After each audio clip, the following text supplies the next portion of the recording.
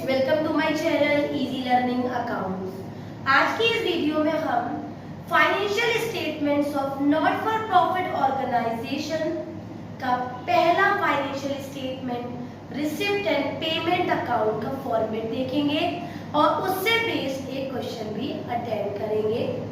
मैंने बोर्ड पे receipt and payment account का फॉर्मेट बना रखा है। Receipt and payment account, which is just like cash book, which we are preparing in class 11. Class 11 में जो हम कैश बुक बनाते थे, लगभग उसी कॉन्सेप्ट से हम रिसिप्ट एंड पेमेंट अकाउंट बनाते हैं। जितने भी हमारे रिसिप्ट होते हैं बेटा, वो सारे दिखाते हैं हम on the debit side, and all the payments we made on the credit side, receipt amount payment account, इस तरह से हम फॉर्मेट बनाते हैं। हमारा जो ओपनिंग बैलेंस होता है कैश का, उसको हम डेबिट में स्टार्ट करते हैं टू बैलेंस बीडी, और फिर उसको क्लोज करते हैं बाय बैलेंस सीडी से on the credit side. And if we are starting with the overdrafting balance on the credit side by balance BD, then we close our receipt and payment account by to balance CD closing bank overdraft. We are starting with overdraft, we are ending with overdraft. When we are starting with the opening balance, then we are ending with that closing balance on the opposite side. तो सबसे पहले मैं आपको starting बता देती हूँ कि we start with the cash and bank balance. If it is more, then we are starting with the debit side, and if it is overdrafting, then we start with the credit side. Starting from credit side and will be on the debit side, and when the cash receipt start on the debit side, it ends on the credit side. ये तो हुआ पहला part. Second है हमारा बेटा, क्योंकि receipt मतलब जो पैसा हमने पाया, हमें मिला, that all things we are writing on the debit side। तो एक एक करके सभी के नाम देख लेते हैं बेटा। पहला नाम है हमारा टू बैलेंस बीडी, जो मैंने अभी आपको बताया, cash in hand, cash at bank. Second is to subscription, कल मैंने आपको बताया था सब्सक्रिप्शन वो सबसे ज्यादा अमाउंट जो मेंबर्स देते हैं, that is previous year, current year, next year, it all comes on the debit side. To donation, चाहे वो स्पेसिफिक हो, चाहे वो हमारा जनरल डोनेशन हो बेटा। ग्रांट्स, स्पेसिफिक ग्रांट्स है चाहे जनरल है, दोनों ही यहाँ आते हैं। एंट्रेंस फीस, वो भी हमें रिसीव हुई है। सेल ऑफ न्यूज़पेपर, पुराने न्यूज़पेपर की गलती पड़ी है, बेच दी, पैसा आ गया। इंटरेस्ट ऑन इन्वेस्टमेंट, पैसा इन्वेस्ट किया है, उसका इंटरेस्ट मिल रहा है, that is interest on investment. Dividend receive, rent receive, interest receive हमें रिसीव हो रहा है। मिसलेनियस रिसीव, जो ऊपर कहीं रिसिप्ट नहीं है और अगर क्वेश्चन में है that will come on the receipt side. फिर कुछ और भी नाम लिखे हुए हैं, लाइफ मेंबरशिप फीस, ये भी हमने कल पढ़ा था। वो पैसा जो हम वंस अ वाइल देते हैं लेकिन उसका बेनिफिट हमें लाइफ लॉन्ग मिलता है, that is known as life membership fees.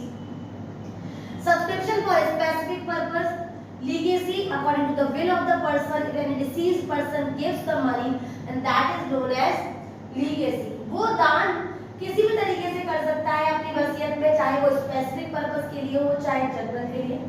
Endowment fund, किसी भी चीज से और भी बेनिफिट्स के लिए, जैसे हमने बिल्डिंग बेच दी है एनपीओ को, तो बिल्डिंग के संग जो रेंट आ रहा है रूम्स का, वो भी बेनिफिट हो गया, तो ऐसे बेनिफिट्स को कहते हैं endowment fund.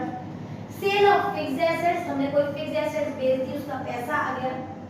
Receipt on specific funds like match funds, tournament funds, price funds, ये भी सारे रिसिप्ट होते हैं बेटा। और फिर हम इसकी क्लोजिंग कर देते हैं। इधर हमारी जो साइड होती है बेटा, वो है हमारी पेमेंट साइड, यहाँ सारे पेमेंट्स आएंगे, पेमेंट पढ़ लेते हैं। Salary paid, rent paid, postage, advertisement expenses, we are making the payments. Newspaper खरीद लिया, पैसा खर्च हुआ। रिपेयर करा दिया, ऑडिट फीस दे दी, मेंटेनेंस का खर्चा, ये सब हम पे कर रहे हैं। इंश्योरेंस कराया, होलोरेरियम, मैंने आपको बताया था, कोई बाहर में एक्स्ट्रा गैस फैकल्टी बुला ली, उसको पेमेंट दिया, दैट इज होलोरेरियम।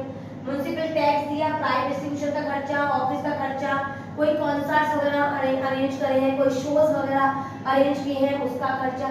और ऊपर जो पेमेंट नहीं है और दिया है अगर क्वेश्चन में, that is miscellaneous, that comes under the miscellaneous payments. और भी कुछ पेमेंट्स हमें करने होते हैं, जैसे purchase of fixed assets, sports equipment खरीद लिए, बुक्स खरीद ली, इन्वेस्टमेंट कर लिया, लोन का रीपेमेंट कर दिया, हमने कोई लोन लिया था उसका पेमेंट कर दिया, बिल्डिंग खरीद ली, these all comes under the payment column.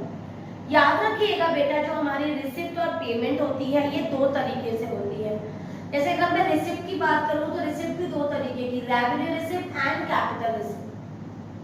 इस तरह से हमारे पेमेंट भी दो तरीके के होते हैं, रेवेन्यू पेमेंट्स एंड कैपिटल, जो हम पेमेंट्स कर रहे हैं, कैपिटल पेमेंट्स। फॉर एग्जांपल, अगर हम कोई चीज एक्सपेंडिचर कर रहे हैं, कैपिटल एक्सपेंडिचर है, तो हम कोई बड़ी बड़ी एसेट्स परचेज करने को खर्चा कर रहे हैं, तो that is known as capital expenditure. जैसे ये लाइन जो मैंने मार्क कर रखी है, जैसे purchase of fixed assets, sports equipment, books, investment, loan, building, ये सारी चीजें हमारी कैपिटल एक्सपेंडिचर्स हैं, जो हम basically income and expenditure account में नहीं ले जाएंगे, ये सारे हम डायरेक्टली बैलेंस शीट में ले जाएंगे, रिसिप्ट एंड पेमेंट्स। एक और चीज, इस तरह से हमारी रिसिप्ट भी होती है, revenue receipt and capital receipt. तो जो पैसा मुझे कैपिटल पॉइंट ऑफ व्यू से मिला है, जैसे लाइव मेंबरशिप, ये लाइव जो है स्पेसिफिक फंड के लिए, endowment fund, sale of fixed assets, match funds, ये लाइन जो मैंने कर रखी है, ये सारे कैपिटल रिसिप्ट्स हैं। देखिए, डोनेशन स्पेसिफिक पर्पस के लिए, ग्रांट स्पेसिफिक पर्पस के लिए, लीगेसी स्पेसिफिक पर्पस के लिए, these all things which I have marked, that is known as capital receipt। तो याद रखिएगा, चाहे वो कैपिटल रिसिप्ट हो, चाहे कैपिटल एक्सपेंडिचर्स हो, वो यहाँ से इनकम एंड एक्सपेंडिचर हमारे नेक्स्ट अकाउंट में नहीं जाएंगे, डायरेक्टली बैलेंस शीट में जाएंगे, ये बात भूलिएगा मत। क्लियर? अब आप ऐसा करिए, इसका स्क्रीनशॉट ले लीजिए, क्योंकि इस स्क्रीनशॉट के बेस पे हम एक छोटा सा क्वेश्चन करेंगे और देखेंगे रिसिप्ट एंड पेमेंट अकाउंट। ये क्वेश्चन मैंने लिखा हुआ है बेटा, टीएस ग्रेड 2020 पार्ट 1, पहला ही चैप्टर है एनपीओ, उसका पहला ही क्वेश्चन है preparation of receipt and payment account with the information is given. कुछ नहीं करना, बस ये ध्यान रखना है, पैसा आया है, we have to put on the debit side, if the amount is going and the cash is going, then we put on the credit side। ठीक है, इंफॉर्मेशन देख लेते हैं बेटा। Cash in hand, cash in bank, overdrafting नहीं है, simple balance है। मैंने लिखा टू बैलेंस बीडी और यहाँ लिखा मैंने cash in hand and the value is 4390। और वैल्यू करते जाएंगे, सब्सक्रिप्शन पैसा हमारे पास आता है, वैल्यू इज 37600। डोनेशन पैसा फिर हमारे पास आया है, वैल्यू इज 8000। एंट्रेंस फीस पैसा हमारे पास आया है 4300। Next is rent received, amount is coming, तो 5250। Electricity charges, we have to pay the electricity charges by electricity charges, that is 3440. The next is tax paid, we are paying the tax by tax paid 490, right? Next देख लेते हैं salary, we are paying the salary, that is 21,500. The next is honorarium, we are paying to the guest faculty या other outside member. Interest received, interest received 2950.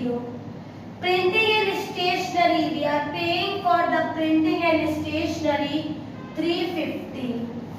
Insurance premium, नहीं, petty expenses 900, we are paying the small expenses. The next is insurance premium, we are paying the insurance premium 310. Now let me count 1 2 3 4 5 6 7 8 9 10 11 12 13.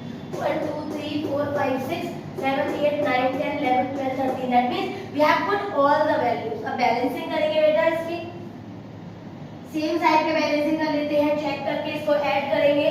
4390 37600 0997 89 10 11 4190 8000 और 4300 09 9 10 11 12 का 2 carry आया 1 8 9 10 14 का 4 carry आया 154 290 और दो value और 2950 5250 00 9 10 11 12 का 2 कैरी आया 1 6 7 8, इसमें 8200 को ऐड करेंगे 094, 12 का 2 कैरी आया 1, तो वैल्यू आ गई बेटा इधर की 62490। उधर का भी ऐड कर लेते हैं बेटा एक बार। हमारी वैल्यू है 3440, 490 और 21500। पहले इन तीनों को ऐड करेंगे 0, 13 का 3 कैरी आया 1 10, 14 का 4 कैरी आया 1 3 4 5 और ये आया 2। फिर हम इसमें ऐड करेंगे 2500, 350, 900 और 310, 1 2 3 4 5 6 7, 3 3 6 और 1 7, इनको ऐड करेंगे 0, ये आया 6 और 9 10 11 12 13 14 15 16 17 18 19 20 का 0 कैरी 2, ये आया 4। एक बार और चेक कर लेते हैं। 9 10 11 12 13 15 5 20 0 2, ये आया बेटा 4060, 0 6 7 8 9 4 9 और 2, तो वैल्यू आई हमारी बेटा 62490 माइनस 29490, 0 0 0 3 और ये आ गया हमारा 5 में से 1 बन गया 5 और 2 जैसे अगेन 33,000। अब इनकी वैल्यू पुट कर देती हूँ। मैंने एडिशन किया था डेबिट साइड का, तो बेटा मेरी वैल्यू आई थी 62490। क्रेडिट की बैलेंसिंग की तो बेटा मेरी वैल्यू आई 29490। मैक्सिमम बैलेंसिंग को दोनों साइड लिख दिया और हमारी यहाँ पर बैलेंसिंग हुई बाय बैलेंस सीडी और यहाँ हमने लिखा 33,000। क्लियर है? एक बार और रिवाइज कर लेते हैं। हमने क्या किया, हमें जितने भी रिसिप्ट दिखे बेटा हमने उसको रिसिप्ट साइड दिखाया और जितने भी पेमेंट थे उनको क्रेडिट साइड दिखाया, एडिशन किया, बैलेंसिंग की और बैलेंसिंग आई हमारी 33,000। तो हमने आज क्या सीखा, हमने रिसिप्ट एंड पेमेंट अकाउंट का फॉर्मेट सीखा। अच्छे से पढ़िएगा फॉर्मेट को, लगभग वही टर्म्स हैं जो मैंने आपको डिस्कस किए हुए हैं, उससे बेस क्वेश्चन किया। अगर आपको ये क्वेश्चन अच्छे से क्लियर हो गया हो, सारे पॉइंट्स आपको समझ में आ गए हो, तो मेरी वीडियो को लाइक करें, शेयर करें और मेरे चैनल को सब्सक्राइब जरूर करें।